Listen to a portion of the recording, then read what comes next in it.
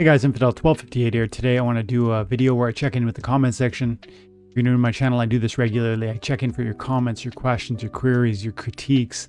I want to see what you guys are thinking because it sparks new ideas and conversations that I want to tackle. And it's really fun too. So I don't know what's in there. I haven't seen the questions yet. I'm just going to drop in. I'm going to try and grab 3 comments from 3 different videos. And I'm going to do my best to do this under 20 minutes because I got a busy day tomorrow with some real life work stuff that I got to attend to. So let's get after it. While I'm pulling up the comments, I just want to say my name is Dwayne Cunningham. I go by Infidel1258. You can call me 12. Leave comments in every video, and we do this regularly. If I see your comment and I answer it, and you leave your IGN, I would love to send some DEC as a thank you. Quick little, this one won't count. The Dogfall says on a recent video where I was testing out Akane, so fun watching these new tactics abilities. Absolutely. It's very dramatic what that's doing for the game. I would say it's a lot of fun. I'm having fun with it. I'm playing just now. I almost recorded a video showing you 3 videos that went haywire with different rebellion cards. One of them was Akane, another one was a bear or something. Like, I'm just testing things, and it's like, you know, big weird interactions happening that I've never seen before. But no, I'm gonna do an FAQ question video tonight. Hey, the People's Guild. Here we go. Let's edit. Let's respond to this comment. Let's start it off here. So we're talking about force field in this video. I talked about how force field is better than ever. And I think that the union or the transformation in modern and what it did for moving some of the opponents out of the way. Like, think, you know, Untamed and Dice left the modern, and then the modern has a totally different vibe. And certain monsters thrive now. They're like, I thought of it this way like months ago. It's like certain cards are going to now be big fish in that small pond that used to be, you know, respectable, interesting, powerful, but like maybe not the, you know, the leader or the go-to. I definitely think force field has seen a betterment as a result of how things changed. But it's because the Kitty speed gone, the True Strike, a few True Strikers gone. There are larger monsters that are hitting 5 damage or more that are more reliable and more commonly used. All of that means force field's more interesting and powerful. But it's not just about that one monster or that one ability. I think this is true and almost proven across, you know, a variety of things. Look at your summoners. Things like Immortalis definitely has a bigger role now that some of those Untames and Dice summoners are gone. So let's see what the People's Guild says. Agreed completely. The bigger picture of abilities being largely tied to sets or eras of cards, i.e. Force Field, Martyr, Reflection, Shield to Chaos Legion, Reward bodes well to keeping those cards valued at meta longer term. I think that's 100% accurate. We had Breaking Benjamin, Joey, the narrative lead at SPL, on the show a few weeks back, and he spoke to exactly this. Savvy move for the team. Perhaps the same will be true of abilities like Ambush, Rebellion, and RB, Rebellion reward cards. Good stuff, Dwayne. Happy New Year, dude. Appreciate you, man. Jangles, appreciate you. Appreciate what you guys are doing. Enjoy the content. I regularly watch it. Love to come back on sometime soon. So let's try and make that happen. But it has to be New Year, you know, probably late January even, because I know you guys are busy. You guys have an amazing lineup of guests, but also just myself too. Yeah, let's try and work that out. I would love to come visit if that's available. I don't know if I have a lot to add to what Jangles is saying in this context, but absolutely.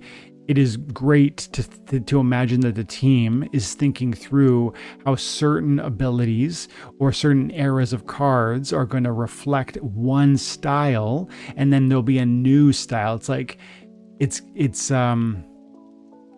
makes me think of comic books. Like, if you look at comic books across the 80s and then the 90s and then the zeros, like they each have their own vibe. And even cinema, that's absolutely what happens in media.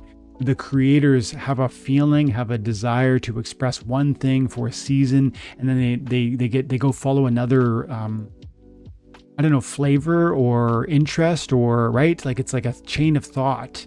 And to me it points to how closely this game happens to be connected to the heart of the creators. It's not just a project that is being pushed by some big, you know, engine, some big studio.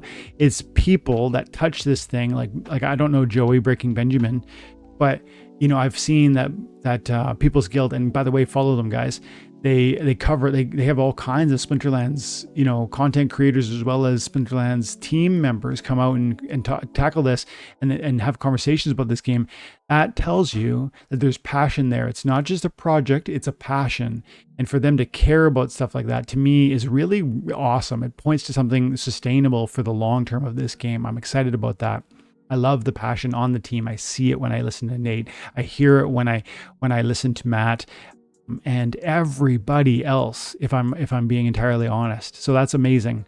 Thanks for the comment. Appreciate you. I'm going to move on. Okay, Esteban says, hi Infidel, why haven't you decided to buy Akane now? Why have you decided to buy Akane now? Don't you think the price will drop in the future as more packs will open and more supply will be available? Thank you for your videos, mate. God bless. That's a great question. And I think as I'm like, okay, so I haven't thought this through, like your response to your question, and I didn't like, I don't know, put, you know, days or hours of thought into the acquisition of Akane. And so part of me is like, why did I buy? Like, as I read your question out loud, like, I'm like, was there any reason there, or did I just kind of FOMO in? And maybe I did FOMO in to some extent. I'm going to admit that. But I also want to say that there was some logic to it, because that copy of that Akane, as I pointed to, I think in the video, I got a decent price on it. Now, only for the first 6 copies. But if I go and I show you what I paid, you will see that I paid $199 for 6 copies of that. So what is that? Oh wow. Okay. I thought it was better than that. So $33 a pop. And then I paid about 30 for the other. I think it might have been closer to 35 at the time. What is it at now? Let's go buy. I thought it was a good price is what I'm saying at that moment. First of all, because it was multiple BCX. That was part of it. And the other part is, of course, I want this card. I really believe I believe this card is the best new summoner in the game. And I've yet to prove that with the data. Like, I can't hold up evidence and say, hey, you know, look what it's doing, because I'm still figuring it out.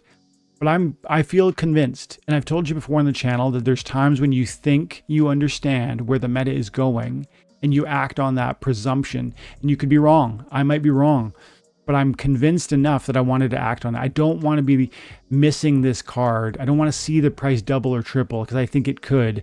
As I look at what Untamed summoners were going for, some of the best ones, you know, 6 months ago, a year ago, 2 years ago is crazier, but like go back 6 months ago when prices were pretty tame, and just look at what the prices for even Kitty or Jotun were at that moment, substantially higher than any of these cards. I mean, we're talking $1,000, $2,000 for one max summoner, $100 a BCX, $150, $200 a BCX. And then we have Akane here that I think changes the game dramatically, and I'm selling at $30, $35 a BCX. Is it going to go lower? I can't say yes or no. I follow your logic, and as more packs open, there should be more copies of BCX of this card, and therefore the price theoretically could go down. But you are only talking about supply, right? There's supply. You're saying when we open more packs, we'll have more Akanes, and therefore more supply means lower price. That's half the equation. The other side of the equation is demand. And if I'm right about this being absolutely critical, meta redefining, and that we just really need to get our hands around what that looks like and how to use it, that would change the formula that you're expecting. It's possible a card like this, and I do not want to make a prediction here. I'm not saying rush out and buy this card. I'm not trying to sell my bags. I just like it. I wanted it. I thought it was a good price. Could it go down? Yes, I'm okay with that. I want this functionality. Now, I'm not racing into every Rebellion card under the sun. I'm selectively choosing ones that I really think are powerful, because I actually want them now. I want to enjoy them now. I play the game every day. I want to be able to enjoy them in that playtime. I hope that answers your question. Some of it's logical, some of it's illogical. I'm just a guy who likes this game. But yeah, thanks for the comment. Amazing question. Thank you so much. Let's get on to the third one and final question for tonight. Okay, let's go to Oscu. Oh, we got to go to Mitch. We haven't talked to Mitch in a while. We got to have Mitch on the channel. We've been trying to set something up, but we just haven't been able to. Mitch Brazier goes, on the how to use Akane. This was a cool video. I was glad to have seen 3 different content, or 3 or 4 different videos, not videos, battles that I engaged with this card, and I saw something really special about how it was used, like what you could learn from either how to use it or how not to use it. And so I liked creating that video. I'm constantly putting my head in that place, and I'm like, okay, as I use this new Rebellion card, or even some of my other cards that are maybe finding a new niche, like I said about Force Field earlier, I'm trying to think through, like, let's grab some samples. I want to demonstrate where I feel there's a trend or a worthwhile observation. I want to be able to depict it or demonstrate it for you. And so I will be trying to create more content like that for you guys. I'm glad you enjoyed it, Mitch. He goes, hey, thank you for the great deep dive explanation until about each fight, I guess. That was really helpful. Also, I think that the first game was the game to try out Lookout. It was super sneaky, so everyone is sneaking even if they're hitting a taunt.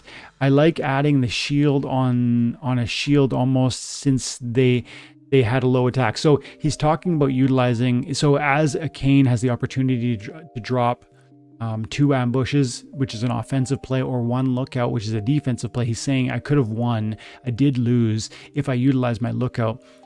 He makes a point here that I want to touch on more. He mentions taunt and he uses sneak. I think really a powerful move moving forward is going to be the utilization of taunt to control opportunity and sneak monsters, and then to put lookout adjacent to your taunt. And there's a card I did buy. Like I said, I bought a few of the Rebellion cards already. And one of them was a life. I think it's life. Maybe it's neutral. It's a melee monster. It's Rebellion. There it is.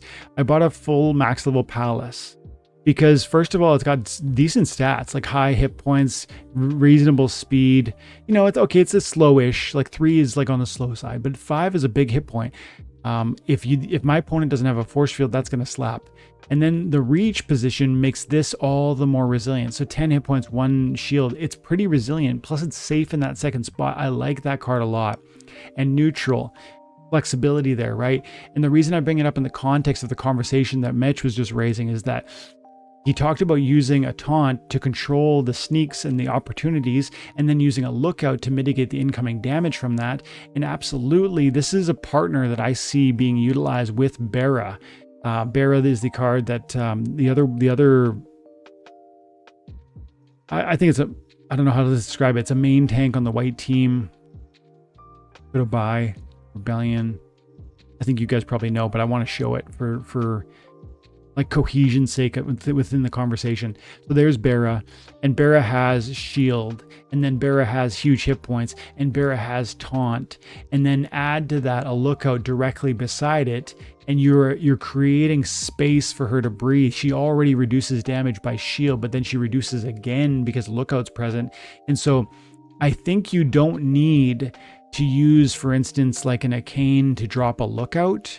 And I said this point in the video because a lookout, now I failed in that one match, I did lose, and maybe a lookout would have changed everything. But I'm saying, as I think through lookout, it's so easy to bring one monster that has it, especially that neutral I just showed you, and slip it into a taunt position where you know if they have sneak plays, it's going to be funneled to your taunter. And now the lookout is therefore that much more impactful. I think that's the play. I think taunt is going to have a new functionality in conjunction with lookout. And I think you're going to see more and more of that. Maybe that means that this card is going to be really critical. Maybe there's other lookout monsters that I haven't yet sort of seriously considered. Of course, I have purchased a lookout for the blue team as well. I do think it's a valuable ability, but what I'm mainly saying is that I like to see that. I think you only need one of those, and you can get them. You can, for the most part, slip one in from your monsters and save those ambushes from your summoner. I think that's the better, sort of more fuller approach to maximizing what you're doing. But then again, I lost that match. So Mitch, you're right. Maybe I should have tried something else. Thanks guys for the comments. I appreciate them. Have an amazing day. God bless. Bye for now. Oh, and Happy New Year, by the way. By the time this video is out, it will be New Year's. Happy New Year. If you guys are new to the channel and you stick around to the end, please like and subscribe. Stick around, stay tuned. Come back for more. We do this every day. God bless. Bye for now.